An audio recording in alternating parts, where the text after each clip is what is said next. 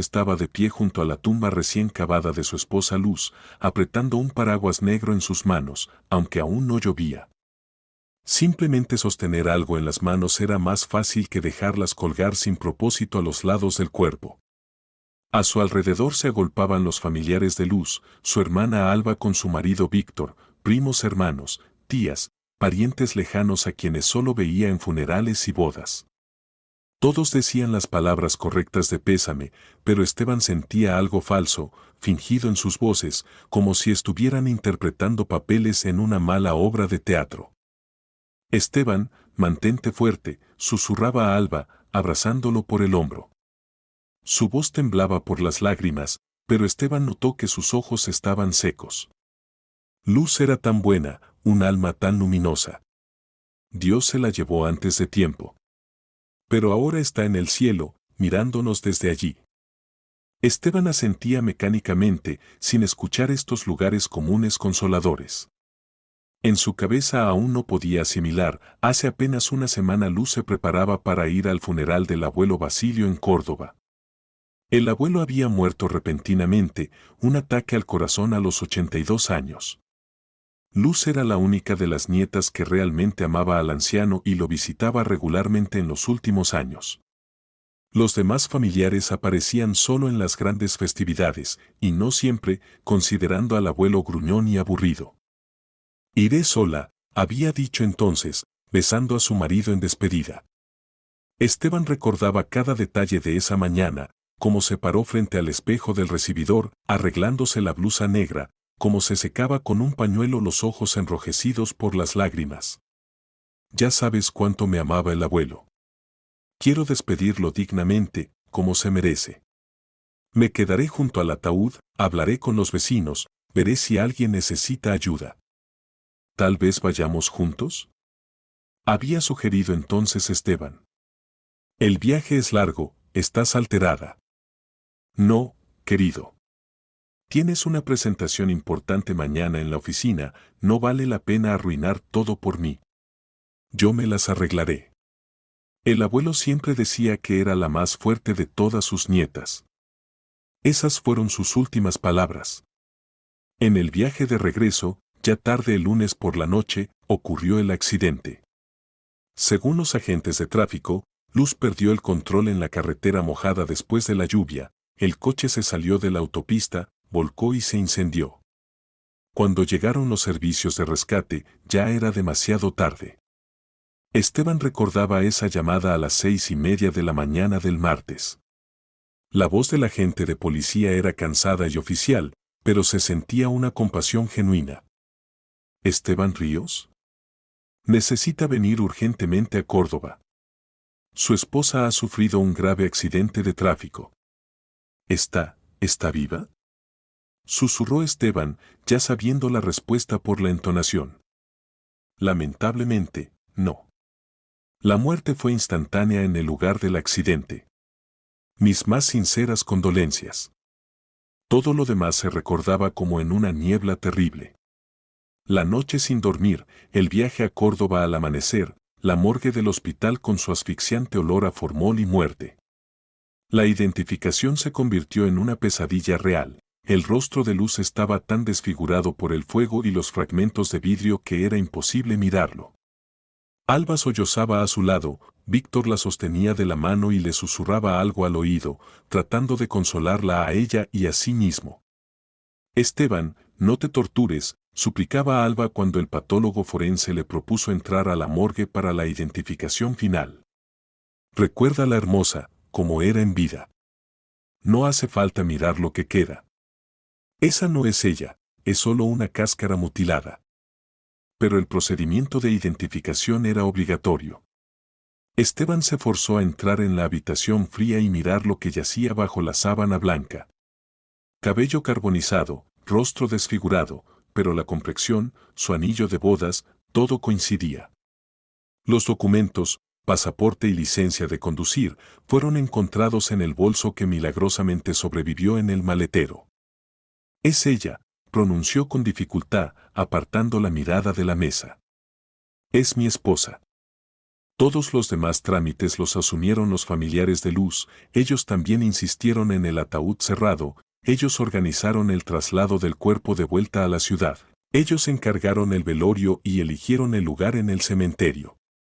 Entiende, Esteban, explicaba Víctor cuando discutían los detalles del funeral en una cafetería de carretera, después de un accidente tan terrible es mejor que la gente recuerde a Luz viva y hermosa. Porque pueden surgir todo tipo de rumores, ya sabes cómo le gusta a la gente discutir estas tragedias. Dirán que no se abrochó el cinturón, o que había bebido, o algo por el estilo. Esteban estuvo de acuerdo. Le daba igual. Luz ya no estaba, eso era lo que importaba. Todo lo demás parecían niñedades que no merecían atención. ¿Qué importaba qué flores encargar y cuántos coches habría en el cortejo? Lo principal ya había pasado, su vida se había dividido en antes y después. Ahora, de pie junto a la tumba en este soleado día de octubre, miraba las coronas y flores, los rostros de las personas que pronunciaban discursos sobre lo maravillosa que era Luz, y no sentía nada. Vacío. Como si junto con Luz también se hubiera ido su alma, dejando solo una cáscara vacía que asentía mecánicamente en respuesta a las condolencias y agradecía las palabras bondadosas. Que la tierra te sea leve, querida hermanita, sollozaba Alba, arrojando un puñado de tierra sobre la tapa del ataúd. Perdónanos a todos por no haber podido protegerte. Perdona que no te retuvimos ese día. Frase interesante, perdónanos a todos. ¿Por qué pedir perdón? Pero Esteban no se detuvo a reflexionar sobre las palabras. El dolor hace extrañas a las personas, las hace decir tonterías, buscar culpa donde no la hay. La ceremonia se alargaba. El sacerdote leía oraciones, su voz sonaba monótonamente en el silencio del cementerio. Los familiares pronunciaban por turnos palabras de despedida, cada uno consideraba su deber decir algo sobre la difunta. Esteban escuchaba sus relatos sobre Luz y se sorprendía, ¿realmente hablaban de su esposa? Esta mujer perfecta de sus discursos poco se parecía a la Luz viva con sus pequeñas debilidades, rarezas y costumbres. Esteban sentía como la tierra se desvanecía bajo sus pies. No metafóricamente, literalmente. Las piernas se le doblaban, círculos negros flotaban ante sus ojos, un zumbido resonaba en sus oídos. El calor, el estrés, las noches sin dormir se hacían sentir. Necesito alejarme, susurró a Alba cuando otro familiar comenzó un largo discurso sobre cómo Luz lo había ayudado en un momento difícil.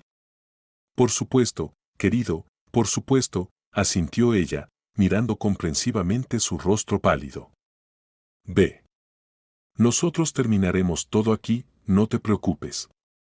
Esteban caminó lentamente por el sendero hacia la salida del cementerio. Detrás de él aún sonaban voces, pero ya no se volvió. La despedida había tenido lugar. Luz ya no estaba. Ahora tocaba vivir de alguna manera, aunque Esteban no tenía idea de cómo hacerlo. ¿Para qué levantarse por las mañanas ahora? ¿Para qué trabajar, hacer planes, soñar con el futuro? Todos sus planes estaban relacionados con Luz. En la puerta del cementerio, en un viejo banco de madera, estaba sentada una niña de unos 10 u 11 años. Delgada, con un abrigo gastado obviamente demasiado grande y largo para ella, con ojos oscuros serios que parecían demasiado adultos para su rostro. Frente a ella en el suelo había una lata de conservas con monedas sueltas. Señor, deme para un poco de pan, pidió en voz baja cuando Esteban se acercó. Su voz era clara pero cansada. Él mecánicamente buscó en el bolsillo de su chaqueta. Allí había 2 billetes de 100 y monedas sueltas. ¿Pero qué importaba? Toma, dijo, arrojando los billetes en la lata. La niña exclamó al ver la cantidad. Señor, pero esto es muchísimo. ¿Está seguro? ¿Tal vez se equivocó? Estoy seguro, respondió Esteban cansado y se dirigió hacia su coche que estaba en el estacionamiento junto al cementerio. Señor. Lo llamó la niña. Él se volvió. Ella estaba de pie, sosteniendo la lata en sus manos, y lo miraba con una mirada extraña, escrutadora. En sus ojos había algo que lo hizo detenerse. Señor, su esposa está viva, dijo en voz baja pero clara. Pero eso no lo hará sentir mejor. Sígame. Esteban se quedó paralizado. El mundo a su alrededor se detuvo. Incluso los pájaros dejaron de cantar. Los sonidos del cementerio, voces de familiares, llanto, chirrido de palas, todo se silenció, como si alguien hubiera apagado el sonido. ¿Qué dijiste? Grazno, sintiendo como su corazón comenzó a latir furiosamente en su pecho. Lo que dije, respondió la niña, acercándose. No te quedes como un poste. Hay poco tiempo. Sígueme. Tomó la lata y caminó rápidamente lejos del cementerio por un sendero estrecho que llevaba al bosque. Esteban, como hechizado, la siguió. En su cabeza martillaba un pensamiento, viva, viva, pero como es posible, tal vez realmente se estaba volviendo loco de dolor. Tal vez era una alucinación. La niña caminaba rápido, con seguridad, obviamente conociendo el camino. Sus pies en zapatillas gastadas saltaban hábilmente sobre hoyos y raíces de árboles. Esteban apenas podía seguirle el ritmo, aún sin creer lo que había escuchado. ¿Viva? ¿Cómo viva? Él mismo había visto el cuerpo mutilado en la morgue, lo había identificado por el anillo y los documentos, había estado en el funeral, había visto con sus propios ojos el ataúd descendiendo a la tumba. Espera. Le gritó cuando se adentraron en el bosque. Espera, explica qué quisiste decir. La niña se volvió sin reducir el paso. Te explico cuando lleguemos. Aquí no es seguro hablar. Hay demasiados oídos curiosos cerca. ¿Qué oídos? Esteban miró alrededor. En el bosque no había ni un alma. Diferentes. Algunas personas realmente no quieren que la verdad salga a la luz. Y en el cementerio siempre hay alguien, trabajadores, visitantes, transeúntes casuales. Giraron del sendero principal a un camino apenas visible, cubierto de hierba. Esteban de repente se dio cuenta de que no sabía a dónde iba, y esto lo inquietó. Escucha, ¿cómo te llamas? Preguntó, esperando al menos aliviar un poco la tensión. Arrin, respondió brevemente la niña. Irene Ruiz. Irene, no entiendo qué está pasando. Tú eres solo, se trabó, no sabiendo cómo llamar delicadamente a su ocupación. ¿Una mendiga? Sonrió la niña. Sí, a veces tengo que pedir dinero. Pero no soy una mendiga común, tío Esteban. Veo y escucho mucho. ¿Cómo sabes mi nombre? Lo escuché en el cementerio, Esteban, cuando la gente hablaba contigo. Y además, llevo 3 días observando a tu esposa. ¿Observando? ¿Cómo? ¿Por qué? Irene se detuvo y se volvió hacia él. En sus ojos había una seriedad no infantil, una fatiga adulta. Tío Esteban, sé mucho más de lo que le gustaría saber a una niña de mi edad. Mi mamá, Fabiana Ruiz, trabaja como auxiliar de limpieza en el hospital número 3. Ha estado limpiando allí durante 5 años, conoce todos los rincones. Y yo a veces la ayudo después de la escuela, saco la basura, limpio los pisos en los pasillos. ¿En qué hospital? En el que está detrás de este bosque. Hospital Municipal número 3. Allí hay una gran unidad de cuidados intensivos donde yacen personas en coma y aquellos que han recibido heridas graves. Y entre ellos hay una mujer. Ingresó el lunes, y yo la vi. El corazón de Esteban comenzó a latir más rápido. ¿Qué mujer? Cuéntame en detalle. Hermosa, de unos 30 años. Exactamente como en la fotografía de la tumba. Cabello claro hasta los hombros. Yace en la 7ª habitación de cuidados intensivos desde hace 4 días. Y ayer escuché por casualidad una conversación entre 2 enfermeras. Decían que esta paciente yace bajo documentos ajenos. ¿Qué decían exactamente? Una le dijo a la otra, esta de la séptima habitación no es Ana Serrano, como está escrito en la ficha. El doctor León la trajo. Dijo que los familiares no quieren publicidad, problemas familiares. Y la segunda respondió, sí, problemas son problemas. Escuché que el asunto tiene que ver con alguna herencia. Esteban sintió como la tierra nuevamente se desvanecía bajo sus pies, pero ahora por otra razón. León, ese era Sergio León, el primo hermano de Luz. ¿Era realmente posible? ¿Su esposa estaba viva? ¿Estás segura de lo que escuchaste? Sí, estoy segura. Tengo buen oído y no acostumbro inventar cosas. Y cuando luego vi la fotografía en el cementerio que pusieron hoy allí, entendí, es la misma mujer. Solo que en la fotografía está sonriendo y en el hospital yace inconsciente. Salieron a la carretera. Adelante apareció el edificio gris del hospital, una construcción soviética típica de los años 70, larga, baja, con muchas ventanas. Esteban se detuvo, tratando de asimilar lo que había escuchado. Irene, si dices la verdad, entonces esto significa. Esto significa que te engañaron, terminó la niña. A tu esposa no la enterraron.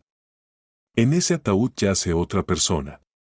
Y ella misma yace en una habitación de hospital bajo un nombre ajeno, y los familiares fingen que está muerta.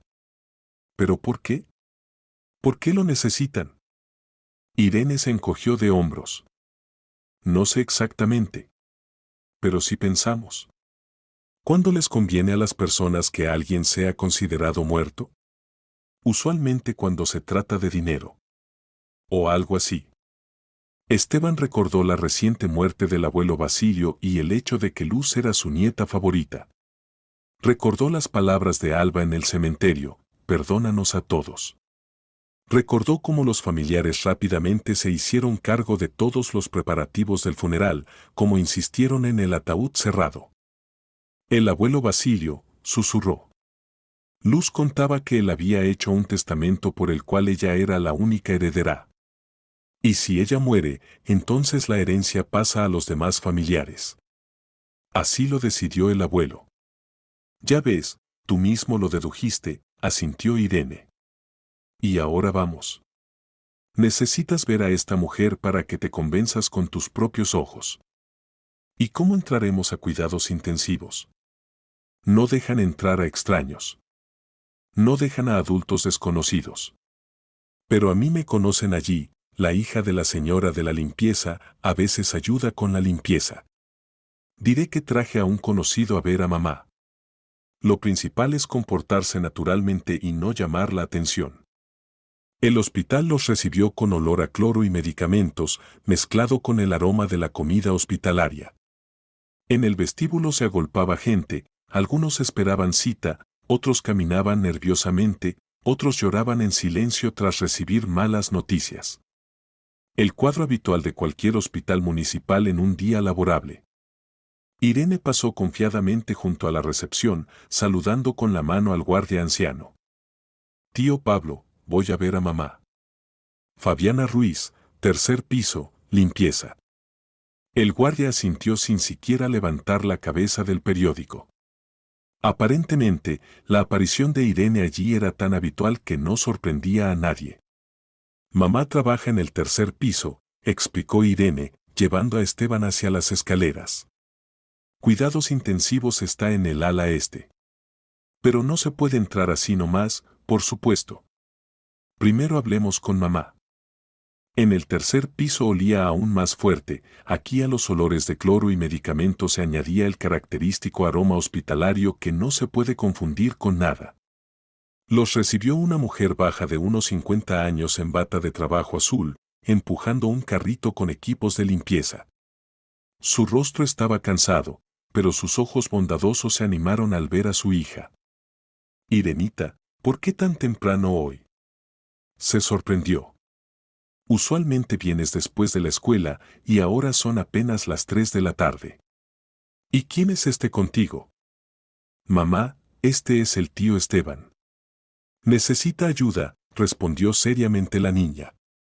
La mujer, obviamente Fabiana Ruiz, miró atentamente a Esteban.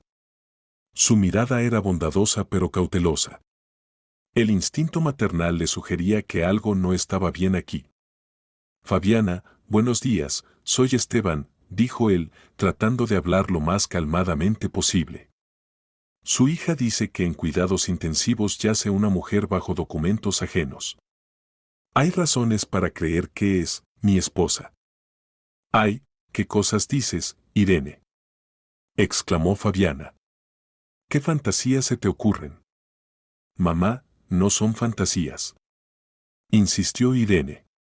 Yo misma escuché cómo las enfermeras hablaban sobre la mujer de la séptima habitación. Y la vi con mis propios ojos, exactamente igual que en la fotografía del cementerio. Fabiana palideció y miró nerviosamente alrededor. Irene. Habíamos acordado que no andarías más merodeando por cementerios y que te callarías sobre lo que escuchaste por casualidad. Mamá, ¿y si realmente es la esposa del tío Esteban? ¿Si la pusieron aquí a propósito bajo un nombre falso para que todos piensen que está muerta? Esteban se acercó. Fabiana, entiendo que esto suena increíble. Pero mi esposa murió en un accidente exactamente el lunes. Si hay aunque sea la mínima posibilidad de que esté viva. Se lo ruego, ayúdeme. ¿Cómo está registrada la paciente según los documentos? Fabiana vaciló, luego suspiró pesadamente. Ana Serrano, 30 años. Ingresó el lunes con traumatismo cráneoencefálico grave después de un accidente automovilístico. Estado muy grave, coma. Los documentos los tramitó el doctor León, dijo que era una pariente lejana, pero la familia pide no divulgar información.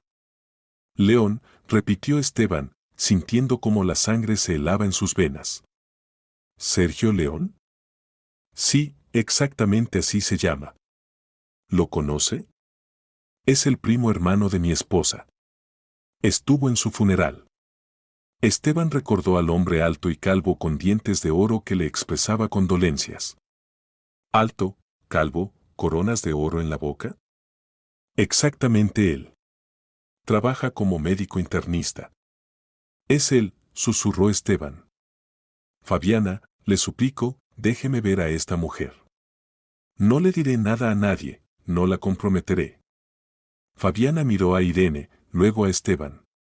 En sus ojos luchaban la compasión y el miedo por su trabajo. Entiende, si esto sale a la luz, me despedirán inmediatamente. Y necesito mucho este trabajo, crió sola a mi hija, hace tiempo que no tengo marido, no tengo educación. Doy mi palabra de honor, nadie sabrá jamás que me ayudó, juró Esteban. Solo una mirada. Si no es ella, me iré y olvidaré todo. ¿Y si es ella? Entonces encontraré otra forma de ayudarla sin comprometerla. Fabiana dudó un poco más, estudiando el rostro sincero de Esteban. Está bien, dijo en voz baja. Pero muy rápido y con cuidado. Ahora es hora de almuerzo, la mayoría de los médicos están en el comedor. En cuidados intensivos solo está la enfermera de guardia, pero está en la sala de médicos llenando informes. La unidad de cuidados intensivos estaba sumida en la penumbra característica de las instituciones médicas. Las persianas en las ventanas amortiguaban la luz del día, creando una atmósfera de silencio concentrado. Los aparatos pitaban acompasadamente, monitoreando los signos vitales de los pacientes, las botellas de oxígeno silbaban suavemente, el sistema de ventilación zumbaba monótonamente. La séptima habitación está al final del pasillo, susurró Fabiana, abriendo cuidadosamente la puerta del departamento. Vayan en silencio, traten de no hacer ruido. Y si ven personal médico, váyanse inmediatamente, digan que se equivocaron de puerta.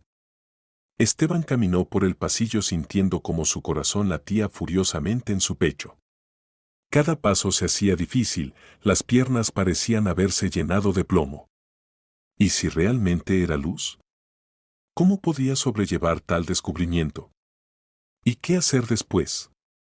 ¿Cómo probar que los familiares habían simulado su muerte? En la habitación número 7, junto a la ventana, había una cama de hospital rodeada de complejo equipo médico. Respirador artificial, monitor cardíaco, varios goteros, sensores de monitoreo del estado del paciente. Y en medio de toda esta magnificencia técnica yacía Luz. Esteban se detuvo como clavado, no creyendo a sus ojos.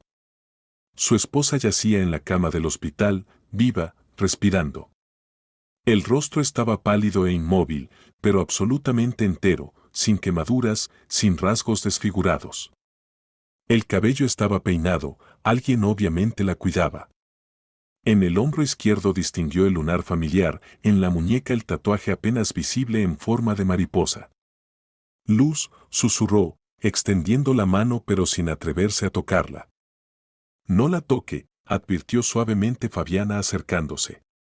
Cualquier contacto puede hacer que piten los aparatos y la enfermera notará cambios en los instrumentos. Esteban estaba de pie, incapaz de apartar la mirada. Su esposa estaba viva. Había estado aquí durante 5 días y él había enterrado a otra mujer, había llorado, se había preparado para vivir sin ella. Y ella todo este tiempo había estado aquí, a pocos kilómetros de su casa, indefensa y sola. ¿Cómo está su estado? ¿Qué dicen los médicos, las enfermeras? Preguntó con voz ronca. ¿Hay posibilidades de recuperación? Por lo que escuché de las enfermeras, el estado es estable pero grave, respondió suavemente Fabiana, mirando la historia clínica al pie de la cama. ¿Y qué está escrito en la historia clínica? ¿Qué circunstancias del ingreso? Fabiana estudió atentamente los registros. Accidente de tráfico en la provincia de Córdoba tarde en la noche del lunes. El automóvil se salió de la carretera y volcó, la víctima fue extraída por los servicios de rescate en estado inconsciente. Traída en estado grave por ambulancia cerca de medianoche. ¿Y quién exactamente la trajo? Según los registros, brigada de ambulancia provincial acompañada por un familiar médico. Pero muy extraño. ¿Qué es exactamente extraño?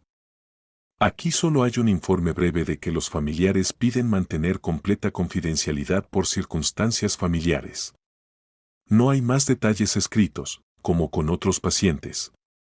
Esteban apretó los puños. El cuadro se volvía cada vez más claro y terrible. Luz realmente había resultado herida en el accidente, pero no había muerto. Los familiares, al enterarse del contenido del testamento del abuelo Basilio, decidieron simular su muerte. Organizaron una sustitución, la trajeron aquí bajo documentos falsos y en la morgue le mostraron el cuerpo de otra mujer muerta. Mesorov susurró. La propia familia resultó peor que los enemigos. Tío Esteban, llamó suavemente Irene, parada en la puerta vigilando el pasillo. ¿Y qué vas a hacer ahora? ¿Cómo probarás que esta es tu esposa? Excelente pregunta. ¿Qué hacer? ¿Cómo probar la identidad de Luz? ¿Cómo sacarla de aquí legalmente? Y lo principal, ¿cómo protegerla de aquellos que ya una vez intentaron matarla? Porque si se enteran de que su plan criminal fue descubierto. Aún no sé, respondió honestamente. Necesito pensar bien, consultar con un abogado. De repente en algún lugar del pasillo se escucharon pasos que se acercaban. 2 personas, a juzgar por el sonido, y hablaban de algo serio. Rápido, fuera de aquí. Se asustó Fabiana. Esos son médicos que regresan del almuerzo. Salieron silenciosamente de la habitación y fueron a la escalera de servicio.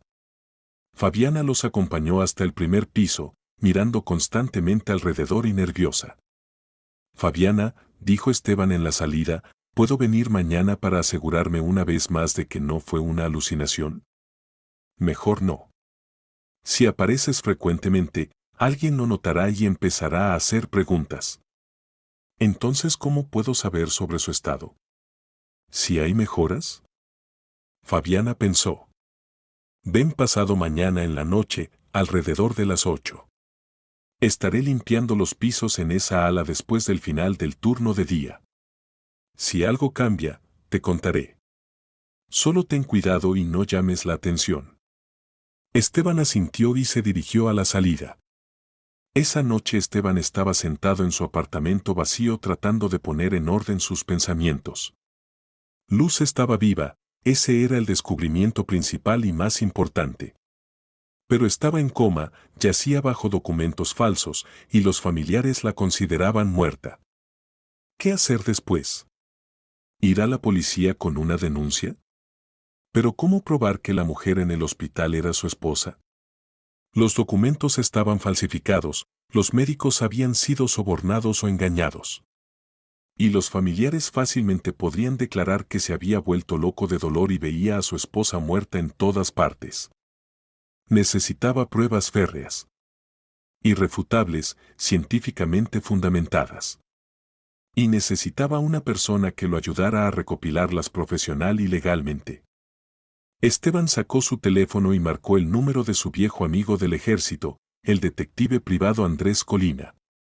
Habían servido juntos en las tropas paracaidistas hace 20 años, luego Andrés se fue a la policía, llegó a subcomisario y después de jubilarse abrió una agencia de investigación privada. Un hombre honesto y con principios, con reputación impecable. ¿Andrés? Soy Esteban Ríos. Esteban. ¿Cómo estás, hermano? Escuché de conocidos comunes sobre tu terrible pérdida. Mis sinceras condolencias, mantente fuerte. Andrés, necesito ayuda urgentemente. Ayuda profesional. Y posiblemente muy rápido. Te escucho atentamente. ¿De qué se trata? Esteban contó detalladamente toda la historia increíble, el accidente, la identificación en la morgue, el funeral, el encuentro con la niña Irene, el hospital. Andrés escuchaba en silencio, ocasionalmente preguntando detalles y escribiendo algo en un cuaderno. Esteban, ¿te das cuenta de que toda esta historia suena como el delirio de una persona mentalmente enferma? Dijo cuando Esteban terminó su relato. Me doy cuenta. Pero la vi, Andrés. Era Luz, mi esposa. Estoy seguro al 100%. Supongamos que tienes razón. Entonces estamos ante un crimen muy serio y bien organizado. Estafa en gran escala, falsificación de documentos oficiales, intento de asesinato. ¿Qué quieres específicamente de mí? Ayúdame a reunir pruebas irrefutables. Averigua quién estaba en la morgue cuando me mostraron el cuerpo. Descubre de dónde salió esa mujer desconocida que hicieron pasar por Luz. Verifica todos los documentos de hospitalización. Encuentra testigos del accidente en la provincia de Córdoba. ¿Entiendes que esto costará caro? ¿Y tomará bastante tiempo? Encontraré el dinero, venderé el coche, pediré prestado a conocidos. Y puede que no tengamos tiempo en absoluto. Si los familiares entienden que su plan fue descubierto. Entiendo toda la seriedad de la situación. Y otra cosa más, este es un asunto extremadamente peligroso. Si tus sospechas se confirman, nos enfrentaremos a gente dispuesta a matar por dinero. Lo entiendo perfectamente, Andrés. Pero simplemente no hay otra salida.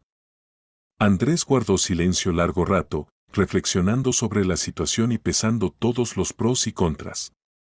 Está bien, viejo. Intentemos resolver este caso. Pero actuaremos con extrema cautela y metódicamente. Y ni una palabra a nadie hasta que reunamos suficientes pruebas para iniciar un caso penal. Completamente de acuerdo. Nos vemos mañana por la mañana en mi oficina a las 9. Trae absolutamente todos los documentos, certificado de matrimonio, historia clínica de Luz, sus fotografías, certificado de defunción. Y prepara dinero para gastos iniciales, 25,000 mínimo. Después de la conversación con Andrés, Esteban sintió cierto alivio. Ahora no estaba solo en esta lucha por la justicia. Pero la ansiedad no lo dejaba. Si los familiares habían estado dispuestos a simular una muerte por la herencia, ¿de qué más serían capaces? ¿Y si ya habían adivinado que su plan podría ser descubierto? ¿Qué pasaría entonces con la indefensa Luz? Esteban no podía comer ni dormir. Caminaba por el apartamento, miraba las fotografías de su esposa, trataba de entender cómo no había notado antes las obvias extrañezas. Porque había suficientes momentos sospechosos, simplemente entonces estaba demasiado conmocionado por el dolor para notarlos y analizarlos. Por ejemplo, ¿por qué Alba tan rápida y decididamente se hizo cargo de todos los preparativos del funeral?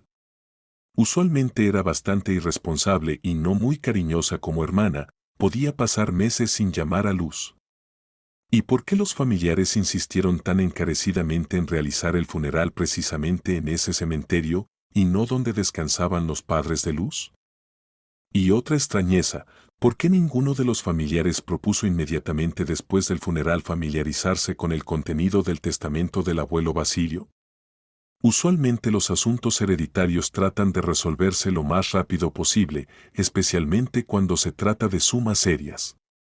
Y aquí todos por alguna razón callaban tácticamente sobre esto, como si fuera indecoroso. Cuanto más analizaba Esteban lo ocurrido, más preguntas surgían. Y todas señalaban una conclusión aterradora: su esposa había sido traicionada por las personas más cercanas.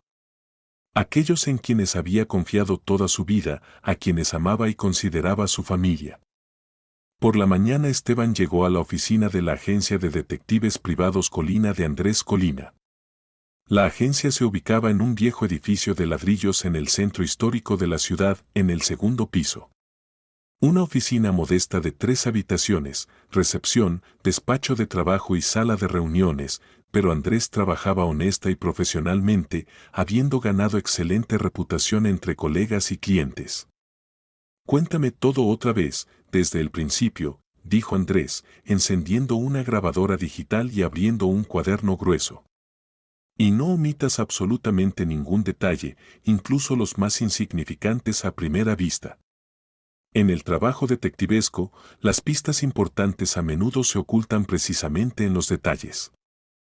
Esteban una vez más expuso detalladamente toda la historia, comenzando con el viaje de Luz al funeral del abuelo Basilio en Córdoba. Trataba de recordar cada detalle, qué decían exactamente los familiares, cómo se comportaban, qué preguntas hacían, si había algo sospechoso en su comportamiento. Andrés escuchaba atentamente, hacía notas detalladas, a veces hacía preguntas aclaratorias. Entonces, el accidente ocurrió el lunes tarde por la noche, resumió cuando Esteban terminó. Te mostraron el cuerpo el martes por la mañana y el funeral lo realizaron ya el jueves.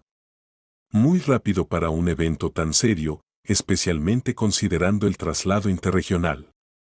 Alba lo explicaba diciendo que en clima caluroso no se puede demorar con los funerales. Y además, los familiares vinieron de diferentes ciudades, no había que retenerlos mucho tiempo. Entiendo. ¿Y sobre el testamento del abuelo Basilio? ¿Alguien lo vio o conoce los detalles? Hasta ahora nadie ha hablado abiertamente sobre la necesidad de leerlo. Alba dijo que no era momento apropiado para hablar de herencias, esperemos hasta el velorio. Posición muy noble. Esteban, necesito fotografías de calidad de luz. Retratos grandes donde se vean bien los rasgos del rostro. Y su historia clínica completa, si la tienes. La historia clínica la tengo, Esteban sacó una carpeta con documentos. Y las fotografías, sacó su teléfono. Estas son las más recientes, las tomé hace 2 meses en la casa de campo de unos amigos. Andrés estudió atentamente las fotografías en la pantalla del smartphone. Mujer muy hermosa. ¿Y hay marcas particulares? Lunares, cicatrices, tatuajes, algo que ayude en la identificación sin error. Lunar en el hombro izquierdo, bastante notable. Cicatriz en la rodilla derecha de una lesión infantil, se cayó de la bicicleta, la cosieron en urgencias. Y un pequeño tatuaje en la muñeca de la mano izquierda en forma de mariposa, se lo hizo en los años universitarios. Excelente. Estas marcas son suficientes para identificación precisa. Ahora el plan de nuestras acciones. Yo voy a la morgue municipal, averiguaré a quién y cuándo trajeron allí, quién se ocupó del papeleo. Tú mientras tanto reúne información lo más detallada posible sobre todos los familiares de Luz, dónde trabajan, qué ingresos tienen, si hay deudas, créditos, problemas financieros serios. ¿Y qué hacer con el hospital donde yace Luz? Por ahora categóricamente nada. Es demasiado arriesgado aparecer allí una vez más. Si nos descubren prematuramente, a tu esposa pueden trasladarla urgentemente a otra institución médica. O tomar medidas más radicales. Esteban entendía que Andrés tenía absolutamente razón. Había que actuar con máxima cautela y reflexión. Otra condición importante, añadió Andrés. Debes comportarte completamente natural. Eres un viudo destrozado por el dolor que lentamente trata de volver a la vida normal. Nada de preguntas sospechosas a los familiares, nada de rarezas en el comportamiento. ¿Entendido? Entendido y recordado. Y por si acaso, trata de no quedarte solo en casa por mucho tiempo, especialmente por las noches. Si mis sospechas se confirman, bien pueden intentar eliminarte también a ti. Porque tú posiblemente también tienes derechos legales aparte de la herencia como esposo de Luz. Tú mismo no viste el testamento, de repente también estás ahí. Seré extremadamente cuidadoso, prometió Esteban. Y memoriza mi número de celular. Si algo pasa, llama inmediatamente, a cualquier hora del día o la noche. No te cohibas. Andrés Colina era un detective muy experimentado con 20 años de experiencia en organismos de seguridad. Durante estos años había adquirido muchos contactos y conexiones útiles que ahora lo ayudaban activamente en la práctica privada. En la morgue municipal lo conocían bien y confiaban en él, había ayudado repetidamente en casos complejos de identificación de fallecidos. Andrés. Se alegró sinceramente el patólogo Simón al ver al detective en su pequeño despacho. ¿Qué vientos te traen? ¿Qué caso misterioso te condujo hasta nosotros? Investigo un caso muy complejo, Simón. Necesito información detallada sobre una mujer que trajeron la semana pasada. Ríos, Luz, 32 años, murió en accidente automovilístico. Ah, recuerdo bien ese caso. Realmente fue una historia muy extraña e inusual. Usualmente después de accidentes tan serios con incendio los fallecidos tienen una apariencia completamente diferente. Y esta mujer se veía como si hubiera dormido pacíficamente. Explica en detalle qué quieres decir. Bueno, entiende, me informaron preliminarmente por teléfono que traerían víctima de accidente terrible. Y cuando miré el cuerpo, me sorprendí, el rostro prácticamente entero, solo muy pálido y ligeramente cubierto de hollín. Ni siquiera había quemaduras. ¿Y qué pensaste? Pregunté a los que trajeron el cuerpo. Se confundieron, dijeron que venían de lejos, posiblemente se confundieron con la descripción de otro accidente o exageraron la gravedad de las lesiones. ¿Y quién exactamente trajo el cuerpo a la morgue? 2 hombres de mediana edad. Se presentaron como familiares de la difunta. Los documentos parecían estar en completo orden, certificado oficial de defunción con sello del hospital. Tenían mucha prisa, decían que necesitaban tramitar todo lo más rápido posible y organizar el funeral. ¿Los familiares trajeron personalmente el cuerpo? No a través de la morgue oficial del hospital provincial ni en vehículo especial. Exactamente así, en una furgoneta común. Lo explicaban diciendo que en la morgue provincial había una cola enorme para el trámite y ellos necesitaban muy urgentemente. Incluso pagaron una suma considerable por el trámite acelerado. Andrés frunció el ceño. Esto contradecía todos los procedimientos establecidos y era extremadamente sospechoso.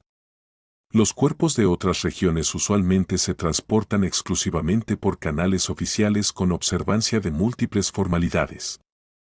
Simón, ¿se pueden estudiar atentamente los documentos de esta mujer? Estrictamente hablando, es información confidencial, acceso limitado. Pero para ti, Andrés, haré una excepción. Simón abrió una caja fuerte metálica y sacó una carpeta voluminosa. Aquí está toda la documentación. Certificado de defunción del Hospital Central de Córdoba. Firma del médico jefe, sello oficial, externamente todo parece legal. Andrés estudió cuidadosamente todos los documentos. Formalmente estaban tramitados correctamente, pero en el contenido había demasiadas frases generales y insuficientes detalles médicos específicos. ¿Y quién realizó el procedimiento de identificación? Está registrado en el libro que fue el esposo de la difunta, según documentos. Pero yo ya no estaba en la identificación. Ese día no trabajé.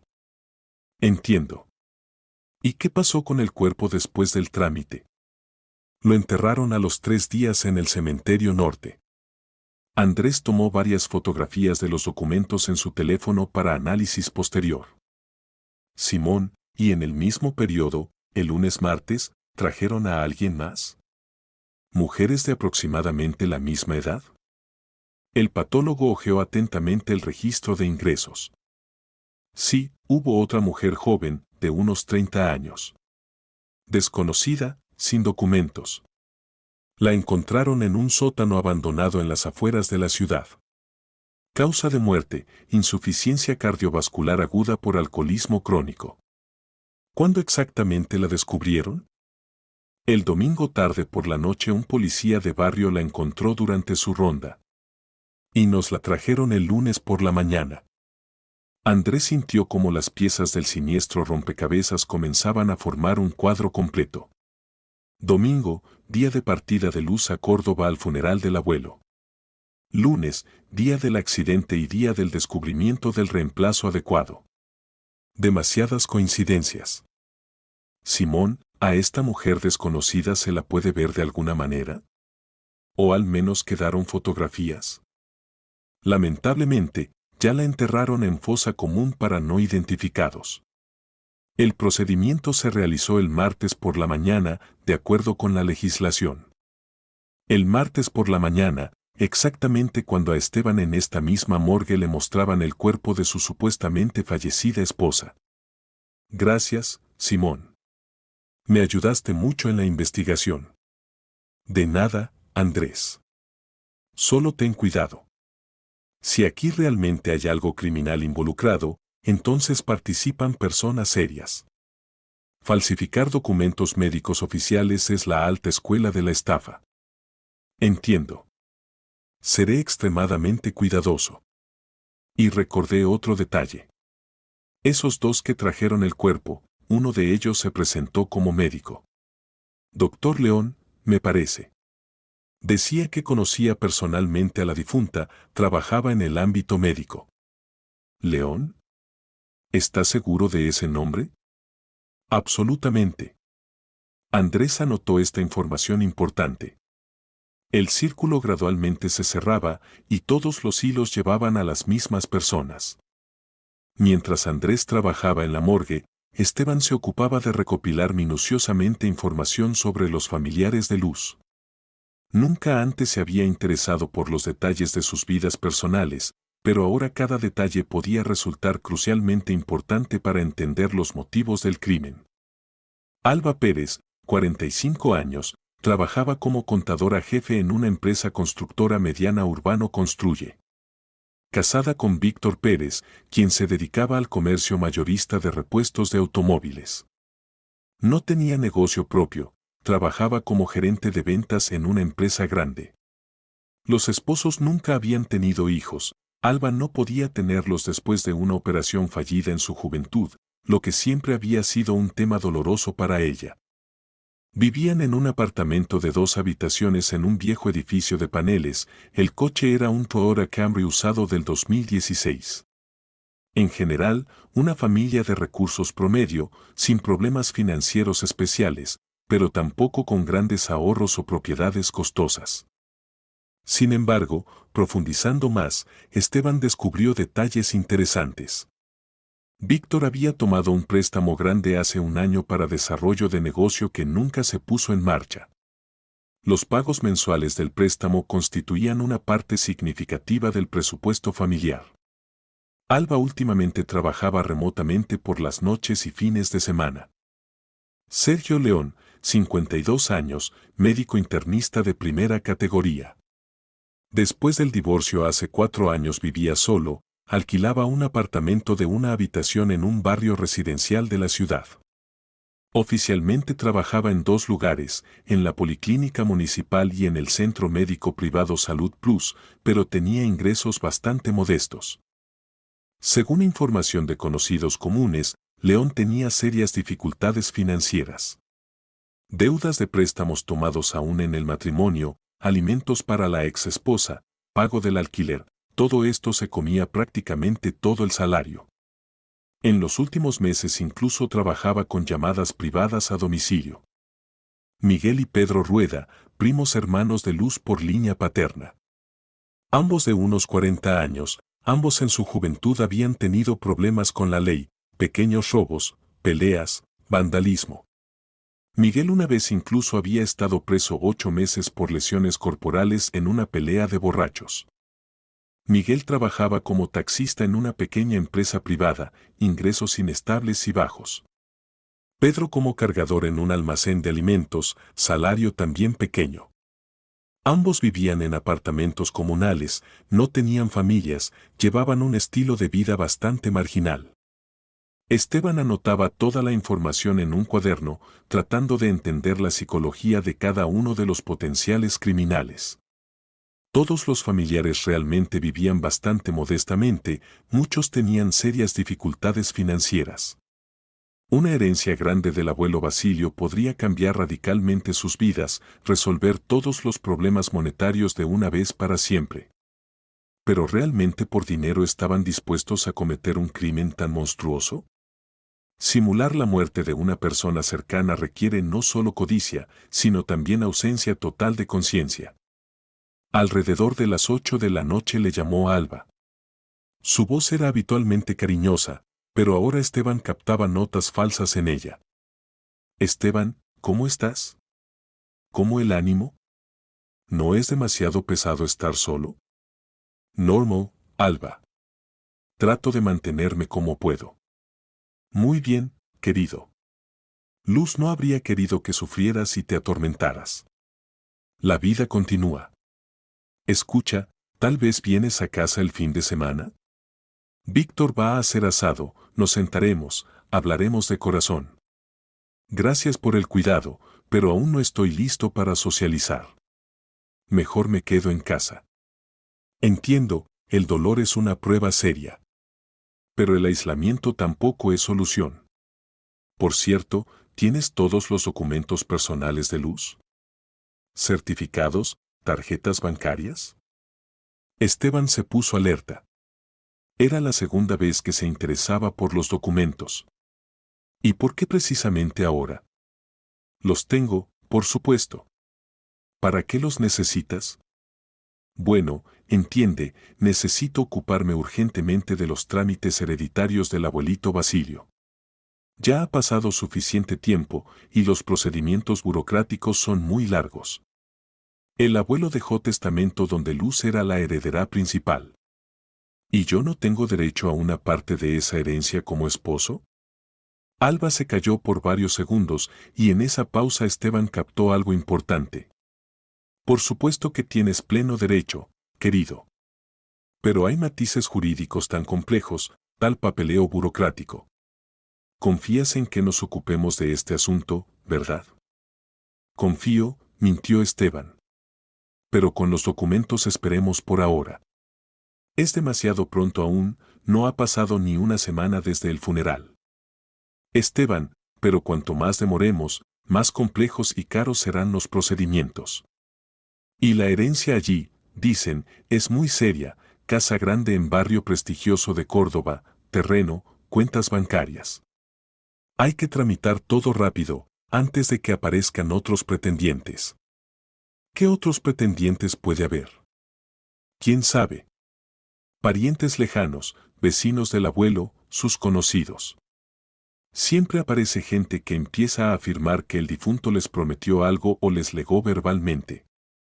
Sabes cómo todos son codiciosos por lo ajeno ahora. Mejor tramitar todo rápido según la ley, para que no haya problemas después. Alba, ¿Y el testamento lo viste tú personalmente? ¿O solo escuchaste sobre su existencia? Por supuesto que lo vi. El abuelo en vida mostró la copia. Allí está claramente especificado, heredera principal Luz, y en caso de su muerte, la propiedad se divide por igual entre los demás familiares.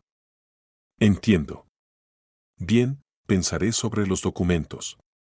Pero no me apures. No te apuraré, por supuesto.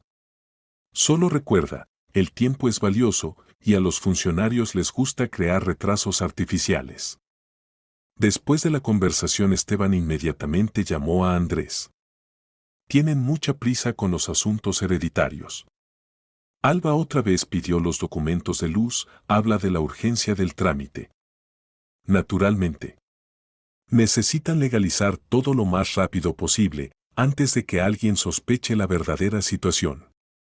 ¿Qué le respondiste? Dije que lo pensaría, pero que es pronto aún. Táctica correcta. Gana tiempo, pero no demasiado demostrativo. Por cierto, en la morgue averigüé algo muy interesante. Andrés contó detalladamente los resultados de su visita al patólogo, las extrañezas con el cuerpo, la mujer desconocida y que León había participado personalmente en la entrega. Significa que realmente sustituyeron el cuerpo, resumió sombríamente Esteban. Y todo esto se planeó de antemano. Exactamente. Esteban, el cuadro gradualmente se aclara, pero necesitamos pruebas aún más contundentes e irrefutables. Mañana voy a Córdoba, verificaré las circunstancias del accidente y estudiaré el testamento del abuelo Basilio. ¿Y qué debo hacer yo? Continúa comportándote como siempre. Y trata de averiguar discretamente más detalles sobre el testamento de los familiares, quién lo redactó, dónde se guarda el original, cuál es la suma exacta de la herencia, quién más está al tanto del contenido. ¿Y si sospechan algo? Sé natural. Tienes pleno derecho a interesarte por la herencia de tu esposa. Temprano por la mañana del día siguiente Andrés partió a Córdoba en su coche. En el camino se comunicó con varios conocidos en los organismos de seguridad locales, averiguando detalles del accidente y circunstancias de la muerte del abuelo Basilio. Andrés, le dijo por teléfono móvil el teniente de policía Cabrera, con quien habían servido juntos en una unidad militar, el caso realmente es oscuro y sospechoso. Oficialmente todo parece como un accidente común, pero hay varios matices muy extraños. Cuenta en detalle. Primero, el lugar del suceso es bastante extraño. Usualmente en ese tramo de carretera prácticamente no ocurren accidentes, autopista recta, ancha, sin curvas peligrosas ni bajadas empinadas. Segundo, el coche no se encontró inmediatamente. ¿Y hay testigos del suceso mismo? Testigos directos no hay, pero hay un detalle interesante. Los habitantes del pueblo más cercano dicen que esa noche por la autopista pasaron con pequeño intervalo dos coches, primero un sedán extranjero y detrás una camioneta oscura o jeep. ¿Esto puede significar persecución? Es muy posible. Y otra extrañeza, las huellas en el lugar del accidente. Como si trataran de empujar un coche o forzarlo a salirse de la carretera. Andrés anotaba cuidadosamente todos los detalles. El cuadro se volvía cada vez más claro, el accidente había sido provocado intencionalmente. En Córdoba primero fue a examinar la casa del abuelo Basilio. Mansión antigua de ladrillos de principios del siglo XX en el centro histórico de la ciudad, terreno grande y cuidado con árboles frutales y jardines, baño sólido, garaje para dos coches. Propiedad realmente muy cara y atractiva. Los vecinos compartían gustosamente recuerdos de los últimos meses de vida del anciano. Basilio era una persona maravillosa, contaba una mujer anciana de la casa vecina, solo que últimamente los familiares lo torturaron completamente con su atención. Especialmente después de que los médicos dijeron que los días estaban contados. ¿Y quién exactamente venía frecuentemente a verlo?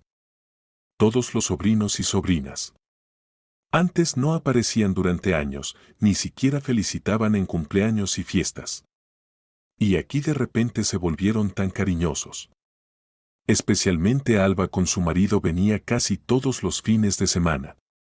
Y traía a esos dos hermanos, los Rueda, creo. ¿Y cómo se relacionaba el abuelo con esto? De diferentes maneras. Me decía una vez, solo Luz realmente me ama. Y estos todos solo esperan mi muerte para obtener la herencia. ¿Y la nieta Luz que tan frecuentemente visitaba al abuelo? Luz venía regularmente desde hace muchos años, desde la infancia. Cada mes mínimo, o más frecuente. El abuelito la amaba mucho, esto todos los vecinos lo sabían. La llamaba su única nieta verdadera. Andrés anotó los contactos de varios vecinos para posibles testimonios futuros y fue al hospital local donde falleció Basilio.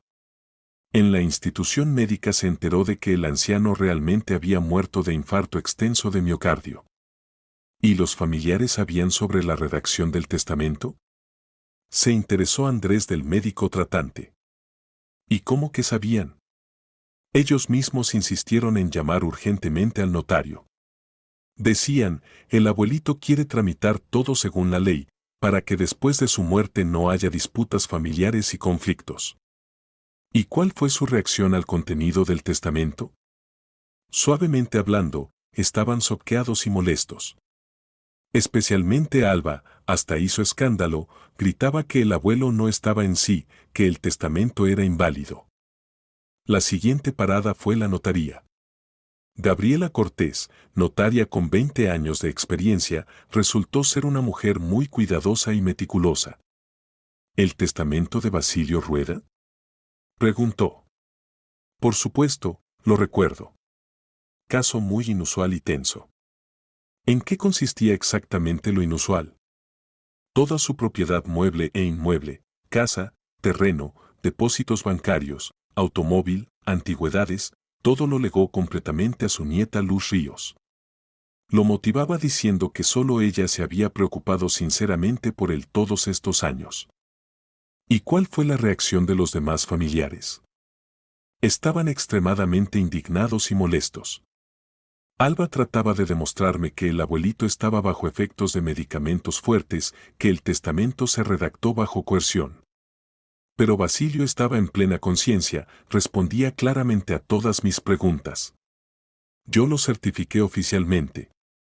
¿Y a qué suma aproximadamente se evalúa esa herencia?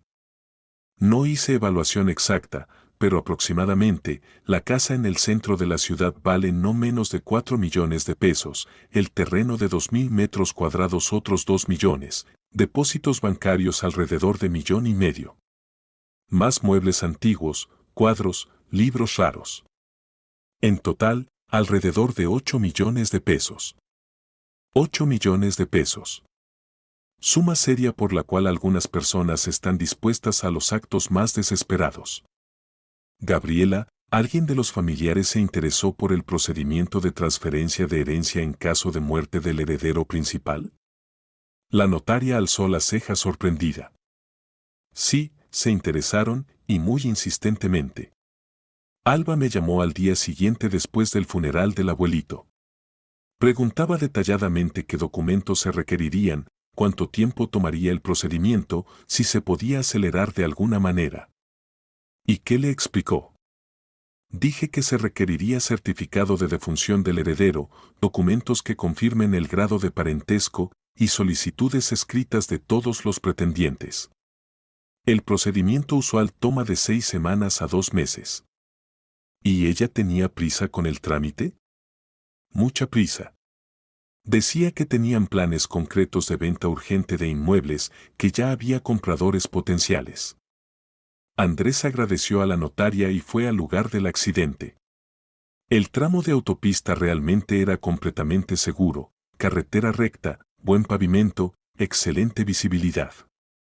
En el arcén y asfalto descubrió huellas características, rayaduras largas y rosaduras, claramente evidenciando que trataron de sacar un coche de la carretera. Por la noche Andrés regresó a su ciudad e inmediatamente se encontró con Esteban en un pequeño café en las afueras. El cuadro finalmente se aclaró, dijo. Tu esposa fue víctima de un crimen cuidadosamente planeado y profesionalmente ejecutado. Cuenta todo en orden. Andrés expuso detalladamente toda la información recopilada en Córdoba, el testamento de 8 millones, la reacción de los familiares, las extrañezas con el accidente. Significa que empezaron a planear el asesinato aún antes de la muerte del abuelo, constató sombríamente Esteban. Tan pronto como escucharon el contenido del testamento. Parece ser así. Pero tengo buenas noticias también. El testamento existe, es absolutamente legal y notarialmente certificado según todas las reglas. Si probamos que Luz está viva, la herencia quedará completamente para ella. ¿Y las malas noticias? El tiempo que tenemos es críticamente poco. Los familiares muy activamente se apuran con la reregistración de documentos. ¿Y si entienden que su plan fue descubierto? ¿Qué entonces? Entonces Luz se convertirá para ellos en un problema aún más serio. Y pueden tomar la decisión final sobre su eliminación física. Al día siguiente Esteban se convenció definitivamente de que lo estaban vigilando. Por la mañana, al salir de casa, notó un Jeep oscuro Land Cruiser familiar estacionado al otro lado de la calle. Exactamente el mismo coche estaba cerca de su oficina cuando llegó al trabajo. Y por la noche él mismo estaba junto a la entrada de su casa. Definitivamente sospechan algo, le dijo al detective cuando se encontraron en su oficina. Posiblemente ya saben exactamente que los descubrimos. Muy probable. Tu aparición en el hospital acompañado de la niña pudo delatarte y alertarlo seriamente. Esteban, necesitamos acelerar urgentemente nuestras acciones. Tengo un médico experto conocido que puede examinar no oficialmente a tu esposa en el hospital y dar conclusión sobre su identidad. ¿Y cómo entrará a cuidados intensivos? Me pondré de acuerdo con uno de los médicos del hospital. Lo presentaremos como consultor del Centro Médico Provincial para casos complejos de traumatismos craneoencefálicos. En el bullicio hospitalario nadie verificará cuidadosamente los documentos del especialista invitado. ¿Y si ya nos descubrieron completamente? Entonces nos queda muy poco tiempo para actuar. Posiblemente solo unas horas. A las 12:30 de la noche Esteban y Andrés se encontraron en la entrada de servicio del hospital. Fabiana Ruiz los esperaba en un pasillo mal iluminado, cambiando nerviosamente de pie y mirando constantemente alrededor. Más rápido, por favor, suplicaba en susurros. El médico de guardia se durmió hace media hora en su oficina, pero la enfermera de guardia puede regresar en cualquier momento de la ronda del departamento de terapia. ¿Y con la seguridad qué? Tío Pablo, como siempre, dormita en el primer piso en su silla. Hasta la mañana usualmente no despierta, pero por si acaso vayan máximamente silenciosos. ¿Y la alarma? La desconecté hace 20 minutos. Pasaron cuidadosamente por el pasillo de servicio hacia la escalera que llevaba a la unidad de cuidados intensivos. Esteban llevaba camilla médica plegada, Andrés una bolsa con medicamentos necesarios por si acaso Luz no toleraba bien la desconexión de los aparatos. La unidad de cuidados intensivos los recibió con sonidos habituales, pitido monótono de cardiomonitores, silbido suave de botellas de oxígeno, zumbido compasado del sistema de ventilación. En la penumbra de la guardia nocturna estos sonidos parecían especialmente siniestros e inquietantes. La séptima habitación está al final del pasillo, susurró Fabiana. Vayan muy cuidadosamente, traten de no hacer ruido. Pasaron silenciosamente por el pasillo junto a otras habitaciones donde yacían pacientes en estado grave. Esteban trataba de no mirar a los lados. Estas figuras inmóviles bajo sábanas blancas hospitalarias en la penumbra nocturna se veían demasiado lúgubres y deprimentes. La habitación número 7 se iluminaba solo con la luz suave de la lámpara de cabecera. Luz yacía en la misma cama de hospital, conectada al complejo equipo médico. En el silencio de la noche los sonidos de los aparatos de soporte vital parecían especialmente fuertes. ¿Cómo desconectarla correctamente de todos estos aparatos? Susurró preocupado Esteban. Muy cuidadosa y gradualmente, respondió Andrés, estudiando atentamente el equipo médico. Lo principal es no alterar las funciones vitales del organismo. Con máxima precaución desconectaron los sensores de monitoreo, cuidadosamente quitaron los goteros, con cuidado extrajeron el tubo respiratorio de la tráquea. Luz gimió débilmente y trató de moverse, pero no despertó. Su respiración se volvió independiente, aunque superficial y arrítmica. Camilla, comandó silenciosamente Andrés. Entre los dos trasladaron extremadamente cuidadosamente a Luz de la cama de hospital. Estaba muy liviana, casi sin peso después de largo reposo y alimentación artificial. Ya, necesitamos irnos urgentemente de aquí, susurró Andrés, cubriendo cuidadosamente a Luz con manta tibia. Pero en ese momento crítico en algún lugar al final del pasillo se escucharon pasos que se acercaban. No una persona, mínimo 3, a juzgar por el sonido. Y hablaban de algo serio. Alguien viene directo hacia nosotros, susurró asustada Fabiana, asomándose al pasillo. Esteban se asomó cuidadosamente de la habitación y en la penumbra del pasillo vio 3 siluetas oscuras. Hombres en ropa civil, claramente no personal médico, y se dirigían exactamente a la unidad de cuidados intensivos. Están aquí, y vienen hacia nosotros, susurró a Andrés. ¿Quiénes exactamente? No sé, pero estoy seguro de que no son médicos. Demasiado tarde para ronda médica planificada. Los pasos se acercaban inexorablemente. En el silencio del hospital nocturno sonaban especialmente amenazantes y siniestros. La 7ª habitación está vacía. Se escuchó voz masculina inquieta. Busquen en todas partes. Ordenó firmemente otro. Registren todas las habitaciones, todos los cuartos auxiliares. No pudieron irse lejos. Revisen las escaleras de servicio y salidas de emergencia. Añadió el tercero. Andrés evaluó instantáneamente la situación crítica. Fabiana, ¿hay otro camino de este departamento? Hay, por el sótano del hospital. Pero allí hay un verdadero laberinto de pasillos, fácil perderse en la oscuridad. No importa, no tenemos otro camino.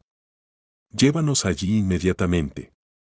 Sacaron cuidadosamente la camilla de la habitación y se dirigieron a la escalera de servicio en el extremo opuesto del pasillo largo. Detrás se escuchaban cada vez más fuertes e insistentes las voces de los perseguidores. Revisen cada habitación. Están en algún lugar aquí, no pudieron irse lejos con un paciente en cama. Fabiana los condujo por escalera estrecha a los sótanos del hospital. Aquí olía a humedad y desinfectantes. Pasillos largos se extendían en diferentes direcciones, iluminados solo por bombillas raras bajo techo bajo. ¿En qué dirección ir? Susurró Esteban, llevando cuidadosamente la camilla con su esposa. Síganme, respondió Fabiana. Solo muy silenciosos, el sonido aquí se extiende excelentemente en todas las direcciones. Serpentearon por el complejo laberinto de pasillos del sótano, pasaron junto a almacenes con equipo médico, archivos con documentos, caldera vieja y lavandería. Luz yacía inmóvil, su respiración era débil pero regular. Esteban periódicamente verificaba su pulso, hasta ahora todo estaba relativamente estable. Aquí finalmente la salida, susurró Fabiana, señalando una puerta metálica pesada al final de otro pasillo. Detrás de la puerta los esperaba pacientemente el paramédico Igor con ambulancia, vehículo blanco de reanimación con cruces rojas. ¿Dónde estuvieron tanto tiempo?, preguntó inquieto. Ya empezaba a preocuparme de que algo serio pasara. Casi pasó, respondió Andrés. Casi nos atrapan. Rápido cargamos la paciente y nos vamos inmediatamente. Trasladaron cuidadosamente a Luz al vehículo especialmente equipado, la conectaron al respirador artificial portátil y sistema de monitoreo de signos vitales. Igor verificó profesionalmente su estado. Por ahora todo estable. Pulso arrítmico, pero no crítico. Con transporte correcto llegaremos sin problemas. La ambulancia arrancó cuidadosamente. Esteban sostenía la mano fría de su esposa y mentalmente rezaba a todos los santos para que todo terminara bien. Luz estaba viva, estaba junto a él. Pero ¿qué pasaría después? ¿Cómo probar su verdadera identidad? ¿Y cómo protegerla de aquellos que ya 2 veces habían tratado de matarla? Y mientras tanto en el hospital comenzó verdadero alboroto. Se descubrió la desaparición de la paciente de la 7ª habitación, sistema de alarma desconectado, huellas evidentes de penetración externa en la unidad de cuidados intensivos. El médico de guardia en pánico llamó a la policía, al médico jefe y, por supuesto, al doctor León. ¿Cómo pudo pasar esto? Gritaba histéricamente León al teléfono. ¿Dónde estaba la seguridad? ¿Dónde estaban las enfermeras? ¿Cómo pudieron extraños penetrar en cuidados intensivos? Sergio, sugirió cuidadosamente el médico jefe, tal vez vale la pena informar inmediatamente a los familiares de la paciente sobre el incidente. Ningún familiar. Rugió León. Esto fue un verdadero secuestro de persona. Hay que buscar urgentemente a los criminales y establecer sus identidades. Pero él entendía perfectamente quién pudo haber organizado este atrevido secuestro. Y entendía que su cuidadosamente planeada estafa multimillonaria comenzaba a derrumbarse catastróficamente. La clínica privada Centro Médico Dr. Santos se ubicaba en una calle tranquila en el centro de la ciudad. Era pequeña, pero magníficamente equipada con la más moderna tecnología médica europea. A Luz la ubicaron en una confortable habitación privada, la conectaron a aparatos de monitoreo y soporte vital. El estado de la paciente es estable, pero requiere observación constante, informó detalladamente el doctor Santos después de un examen médico completo y minucioso. Traumatismo cráneoencefálico de grado medio, pero afortunadamente sin signos de daños críticos a centros vitales del cerebro. El coma es relativamente superficial, conserva reflejos básicos. Con tratamiento intensivo correcto hay posibilidades reales de recuperación completa. ¿Cuándo puede recobrar la conciencia? Preguntó Esteban con esperanza en la voz. Es difícil decir exactamente, el cerebro es un órgano muy complejo e impredecible. Puede ser en unos días, puede ser en un par de semanas. Todo depende de las características individuales del organismo y la corrección de la terapia aplicada. Andrés, dijo Esteban cuando se quedaron solos en el pasillo de la clínica, ahora necesitamos dirigirnos urgentemente a las autoridades. Tenemos testigos vivos, tenemos pruebas irrefutables de falsificación de documentos, tenemos a la propia víctima. Completamente de acuerdo. ¿Y cómo explicaremos este secuestro a los investigadores? Diremos que actuamos exclusivamente en interés de la víctima, quien se encontraba ilegalmente en el hospital bajo documentos falsos. Tenemos bases serias para suponer que su vida estaba en peligro mortal. Los primeros 2 días en la clínica privada pasaron relativamente tranquilos y sin incidentes. El estado de Luz mejoraba lenta pero establemente, los médicos notaban dinámica positiva en el estado neurológico. Esteban prácticamente no se apartaba de su cabecera, le sostenía la mano, hablaba silenciosamente con ella, le leía en voz alta sus poemas favoritos y novelas, esperando que ella lo escuchara y sintiera su presencia. Luz, soy yo, tu Esteban, susurraba, acariciando tiernamente sus dedos delgados. Estás completamente segura, querida. Sé que me escuchas y entiendes. Obligatoriamente resolveremos con todos estos miserables, recibirán el castigo merecido. Lo principal es que estás viva, estás conmigo, estás en casa. Al tercer día ocurrió el primer pequeño pero muy importante milagro. Cuando Esteban le contaba a su esposa sobre cómo la valiente niña Irene lo había ayudado a encontrarla en el hospital, sintió que los dedos de Luz apenas perceptiblemente, pero definitivamente se apretaron en respuesta a su toque. Movimiento muy débil, pero él no podía equivocarse, era una reacción completamente consciente a sus palabras. Doctor Santos. Llamó emocionado al médico. Reaccionó a mi relato. Apretó los dedos. El doctor se acercó rápidamente a la cama y realizó una serie de pruebas neurológicas simples, verificó la reacción de las pupilas a la luz brillante, reflejos tendinosos, reacción a estímulos dolorosos.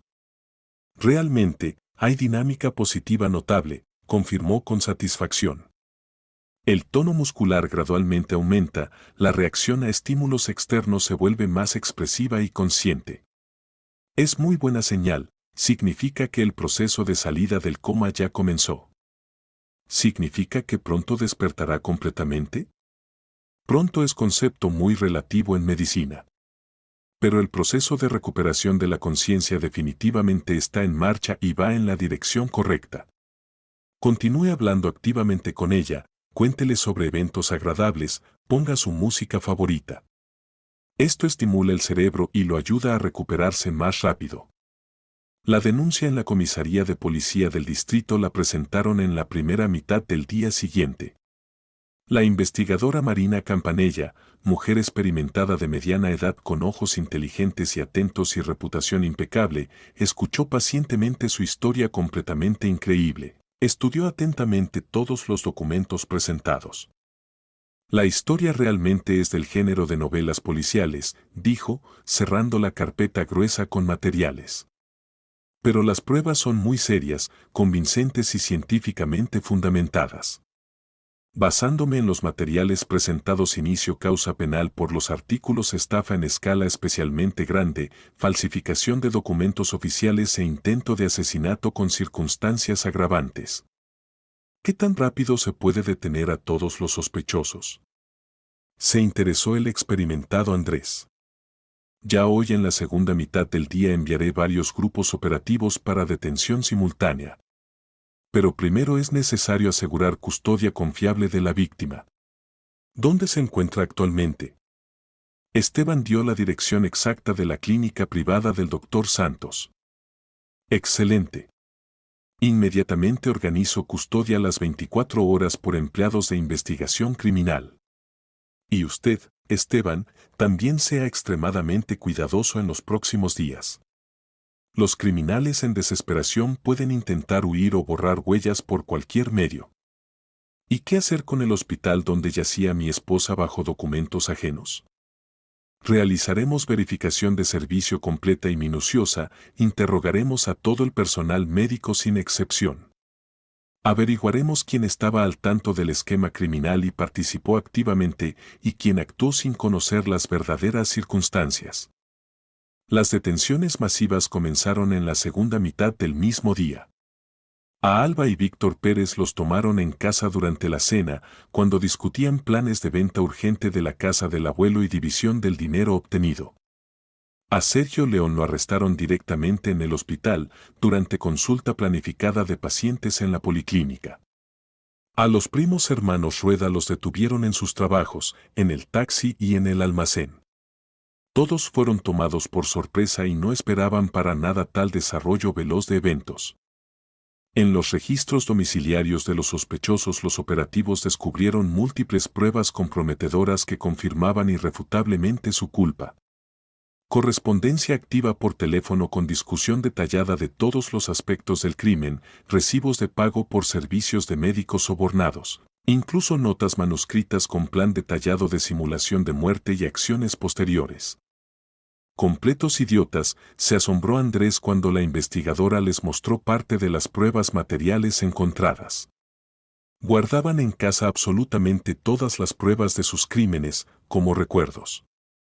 Aparentemente estaban tan seguros de sí mismos y convencidos de la impunidad que no consideraron necesario destruir materiales comprometedores, comentó Marina. Error clásico de criminales principiantes, seria sobreestimación de propias capacidades y subestimación del trabajo de organismos de seguridad. Mientras los familiares criminales daban testimonios confesionales en la policía, en la clínica privada del Dr. Santos ocurrió un verdadero milagro médico. Al quinto día después del rescate, Luz comenzó a despertar gradualmente. Primero empezó a parpadear significativamente más frecuente y tratar de abrir los ojos. Luego comenzó a mover débilmente los dedos de manos y pies. Esteban, quien prácticamente no se apartaba de su cabecera, inmediatamente notó estos cambios alentadores. Luz. La llamó cuidadosamente, inclinándose hacia su rostro. ¿Me escuchas? Trata de abrir los ojos. Ella lenta y con esfuerzo visible entreabrió los párpados y lo miró. La mirada era turbia y confusa, pero definitivamente consciente y de reconocimiento. ¿Esteban? Susurró apenas audible. ¿Realmente eres tú? ¿O estoy soñando? Sí, soy yo, tu marido. ¿Estás completamente segura, mi querida? ¿Qué me pasó? ¿Dónde estoy? El doctor Santos, a quien llamaron urgentemente donde la paciente, realizó examen expreso integral. Las funciones básicas del cerebro no sufrieron, la memoria se conservó completamente, el habla era clara y coherente. Esto era un verdadero milagro después de tal lesión seria. Luz, preguntó suavemente el médico experimentado, ¿recuerda los eventos que ocurrieron inmediatamente antes de que perdiera la conciencia? Ella se concentró, esforzando la memoria y tratando de restaurar la secuencia de eventos. Yo iba a casa del funeral del abuelito Basilio en Córdoba. Ya era muy tarde, completamente oscuro. Me apuraba porque prometí a mi marido regresar rápido. Todo el camino detrás iba algún coche, muy cerca y agresivamente. Los faros constantemente cegaban, no podía ver normalmente la carretera. ¿Qué pasó después? Traté de aumentar la velocidad para alejarme de los perseguidores, pero no se alejaban. Incluso al contrario, empezaron a ir aún más cerca. Y luego algo muy fuerte golpeó mi coche por detrás. Perdí el control, el coche se deslizó fuertemente y volcó. Después de eso no recuerdo nada. ¿Y los rostros de las personas que estaban en el coche perseguidor pudiste distinguirlos? No, estaba demasiado oscuro y los faros cegaban. Pero el coche mismo lo recordé muy bien, jeep grande y oscuro, muy parecido al automóvil de Víctor, el marido de mi hermana Alba. Esteban y el doctor Santos se miraron significativamente. El testimonio de Luz confirmaba completamente su versión de que el accidente había sido provocado intencionalmente y de manera organizada. Luz, comenzó cuidadosamente Esteban, necesito contarte algo muy importante e impactante. Sobre lo que pasó después del accidente. Le expuso detallada y delicadamente toda la historia increíble, la simulación de muerte, el funeral falso, cómo la niña Irene ayudó a encontrarla en el hospital bajo documentos ajenos, el arresto de los familiares. Luz escuchaba con horror, incredulidad y dolor crecientes. ¿Significa que me enterraron oficialmente? Susurró conmocionada. Y la gente cercana, aquellos en quienes confié toda la vida. Querían apoderarse de la herencia del abuelito Basilio. Eras la única heredera según testamento de 8 millones de pesos. Luz lloró amargamente. No por dolor físico, sino por trauma emocional. Las personas más cercanas, a quienes amaba y consideraba familia, la habían traicionado de la manera más vil y cruel. ¿Dónde están ahora? Preguntó entre lágrimas. Bajo investigación. Los detuvieron anteayer acusados de estafa e intento de asesinato. ¿Y qué será de ellos? Recibirán condenas largas de privación de libertad. 15-20 años cada uno, no menos. Luz asintió silenciosamente y cerró los ojos. Necesitaba tiempo para asimilar y aceptar esta terrible verdad sobre la traición de las personas más cercanas. Esteban, dijo en voz baja después de un rato, esa niña que te ayudó. ¿Cómo se llama? Irene Ruiz. Niña extraordinaria, muy inteligente, valiente y justa. Quiero agradecerle obligatoriamente. Si no fuera por ella, nunca habríamos conocido la verdad, y yo habría muerto en ese hospital. Obligatoriamente le agradecerás. Ella y su mamá Fabiana se preocupan mucho por ti. 2 semanas después Luz se recuperó completamente y fue dada de alta de la clínica privada. Los médicos le recomendaron evitar estrés serios y pasar exámenes preventivos regularmente, pero en general el pronóstico era favorable. Esteban vino por ella con un ramo de rosas blancas, sus flores favoritas desde la juventud. ¿Lista para comenzar nueva vida desde cero? Preguntó, ayudándola a sentarse en el coche. Lista. Pero primero necesitamos resolver todas las cuestiones jurídicas y burocráticas. Oficialmente Luz Ríos aún figuraba en los documentos como fallecida. Había que restaurar todos los documentos, cancelar el registro de muerte en el registro civil, tramitar nuevamente pasaporte, licencia, tarjetas bancarias y, por supuesto, derechos de herencia. Los procedimientos jurídicos resultaron largos y muy complejos. Hubo que probar múltiples veces en varias instancias judiciales que Luz estaba viva, presentar conclusiones médicas detalladas, resultados de pericias, testimonios de numerosos testigos. El sistema burocrático español resultó no estar preparado para tal caso extraordinario. Desde el punto de vista legal, la resurrección de muertos no estaba prevista. Pero al final la justicia triunfó. El Tribunal Municipal reconoció oficialmente a Luz como viva, canceló el registro de su muerte, restauró todos los derechos civiles. La herencia del abuelo Basilio fue finalmente registrada a su nombre en completa conformidad con el testamento notarialmente certificado. ¿Qué haremos con la casa del abuelito en Córdoba?, preguntó Esteban cuando recibieron todos los documentos de titularidad. La venderemos inmediatamente, respondió decididamente Luz. Hay demasiados recuerdos malos y dolorosos allí. Mejor compremos algo nuevo, donde podamos ser realmente felices y tranquilos. ¿Y el dinero obtenido cómo lo usaremos? Parte gastaremos en buena casa nueva, parte ahorraremos para el futuro. Y obligatoriamente ayudaremos generosamente a todos los que nos ayudaron, a Fabiana Ruiz y su hija Irene, al doctor Santos, a tu amigo Andrés. El proceso judicial contra los familiares criminales duró 4 meses. Todos los acusados recibieron sentencias severas acorde con la gravedad de los crímenes cometidos. Alba Pérez 12 años de privación de libertad, Víctor Pérez 13 años, Sergio León 11 años, los hermanos Rueda 10 años cada uno. Todos trataron de apelar las sentencias en instancias judiciales superiores, contrataron abogados caros, pero sin éxito. Las pruebas de su culpa eran absolutamente irrefutables y exhaustivas. Esteban y Luz por principio no asistieron a las sesiones judiciales. No querían ver los rostros de quienes los habían traicionado tan cruelmente. Lo principal, la justicia finalmente había triunfado. Un mes después del final del proceso judicial, Esteban y Luz fueron de visita donde Fabiana Ruiz y su maravillosa hija Irene. Querían agradecerles personalmente por la ayuda invaluable y apoyo en los momentos más críticos. Sin ustedes nunca habríamos conocido la terrible verdad, dijo Luz, abrazando fuertemente a Fabiana. Arriesgaron su trabajo y seguridad personal por personas completamente desconocidas. Ay, ¿qué dicen? Era nuestro deber humano, se avergonzaba la buena mujer. Simplemente no se podía permitir tal injusticia monstruosa. Mamá actuó correctamente, declaró seriamente Irene de 11 años. Yo le dije al tío Esteban que su esposa estaba viva.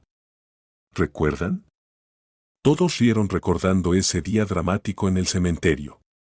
Realmente, Irene había resultado ser profetisa sorprendentemente exacta. Luz estaba viva, pero lo vivido había dejado cicatrices imborrables en las almas de los esposos.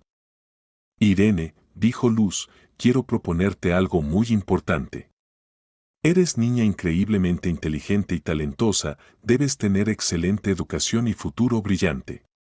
¿No quieres transferirte a buen colegio?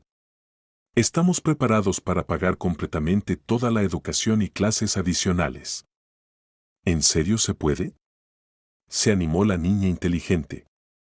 Sueño hace mucho con estudiar en verdadera buena escuela con maestros fuertes. Por supuesto que se puede. Y no solo escuela. Después universidad, si quieres ser médica, abogada o algo más. Quiero ser detective privada, como tío Andrés. Declaró decididamente Irene. Ayudaré a la gente a encontrar la verdad y restaurar la justicia. Idea excelente y noble, sonrió aprobatoriamente Esteban. De ti saldrá detective maravillosa con sentido agudo de justicia. Fabiana con lágrimas de alegría y gratitud en los ojos les agradeció por tal generosidad. Para ella era verdadero regalo del destino, la posibilidad de asegurar a su hija querida educación digna y futuro luminoso. Y además, añadió Luz, quisiéramos proponerles mudarse a apartamento nuevo y espacioso. Tenemos propiedad libre que podemos regalarles. Es demasiado caro y valioso, protestó Fabiana. No podemos aceptar regalo tan generoso. Pueden y deben. Literalmente me salvaron la vida. ¿Acaso eso se puede medir con dinero? Al final Fabiana aceptó su propuesta. Mes y medio después se mudaron con Irene a hermoso apartamento de 2 habitaciones e Irene ingresó al mejor colegio de la ciudad. Andrés Colina recibió remuneración muy generosa por su trabajo profesional y también se convirtió en verdadera celebridad en el ambiente de detectives privados. La historia con la resurrección de la esposa muerta se volvió legendaria en círculos profesionales. Empezaron a dirigirse a él con los casos más complejos y enredados de todo el país. El doctor Santos rehusó remuneración monetaria, pero aceptó con gratitud recibir como regalo equipo médico moderno y de alta tecnología para su clínica privada por suma de $1.000.000. Pasó año y medio desde aquellos eventos trágicos pero finalmente felices. Esteban y Luz vendieron la casa del abuelito en Córdoba por $5 millones y compraron hermosa casa moderna en suburbio ecológicamente limpio. Lugar tranquilo y silencioso, rodeado de bosque de pinos, con lago pintoresco cerca. Ningún recuerdo doloroso, solo esperanza de futuro feliz. Luz se recuperó completamente después de la lesión seria. A veces la molestaban dolores de cabeza en tiempo lluvioso, pero los médicos aseguraban que con el tiempo esto también pasaría definitivamente. Lo principal, estaba viva, sana y realmente feliz. Esteban también cambió cardinalmente. Lo vivido le enseñó a valorar cada día pasado con la persona amada, no tomar la felicidad familiar como algo debido. Se volvió más atento, cariñoso, paciente, dejó de ponerse nervioso por nimiedades del trabajo. Trabajo, crecimiento profesional, bienes materiales, todo esto pasó a segundo plano comparado con el tesoro principal de la vida, familia fuerte y amorosa. La vida continuaba. Hermosa segunda vida llena de sentido profundo, que recibieron gracias al valor de una niña pequeña y la fuerza del amor verdadero.